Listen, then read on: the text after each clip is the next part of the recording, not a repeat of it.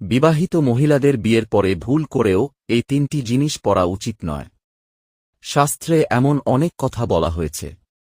বিয়ের পর মহিলাদের যা করা উচিত নয়। এর আগে মাতা রানী, যে তোমার চরণে লাইক দিয়ে সাবস্ক্রাইব করবে, তার বাড়িতেও যেন সুখ, সমৃদ্ধি ও জাঁকজমকের অভাব না থাকে। 1 নম্বর, সাদা শাড়িকে হিন্দু ধর্মে অশুভ মনে করা হয়। হিন্দু ধর্ম অনুসারে একজন মহিলা যখন বিধবা হন, তখন তিনি একটি সাদা শাড়ি পরেন। তাই বিবাহিত মহিলার কখনই সাদা শাড়ি পরা উচিত নয়। 2 নম্বর, আজকাল অনেক মহিলাই পায়ে সোনার পায়ের পাতা ও পায়ের পাতা পরতে শুরু করেছেন। কিন্তু এটা ঠিক নয়, পায়ে সোনা পরা উচিত নয়। কারণ এতে ধনসম্পদের দেবতা কুবের ক্রুদ্ধ হন। 3 নম্বর, মহিলারাও চুড়ি পরতে পছন্দ করেন।